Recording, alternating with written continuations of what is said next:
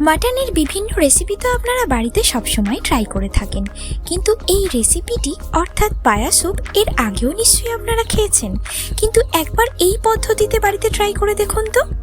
বিশ্বাস করুন, এই পদ্ধতিতে যদি আপনারা বাড়িতে বানান তাহলে কিন্তু এই রেসিপিটা আপনার কাছে একটি অন্য টেস্ট বয়ে আনবে আপনার স্বাদেতে।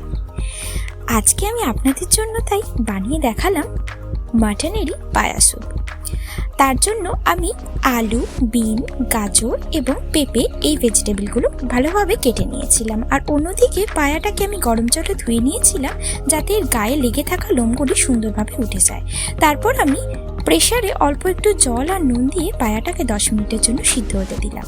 10 মিনিট পরে কড়াইতে আমি সাদা তেল নিয়ে নিয়েছি, গোটা গরম মশলা আর অল্প একটু দিয়ে দিয়েছি আমি রসুনটাকে ভালোভাবে ফ্লেভার ছেড়ে দিলে আমি তাতে দিয়ে দিলাম গোটা গোটা পেঁয়াজ, স্বাদ মতো নুন এবং আগের থেকে কাটিং করে রাখা ভেজিটেবলগুলো যখন ভালোভাবে জল ছেড়ে দেবে তখন তাতে আমি অ্যাড করে নিলাম টমেটো কুচি এবং অল্প একটু আদা বাটা।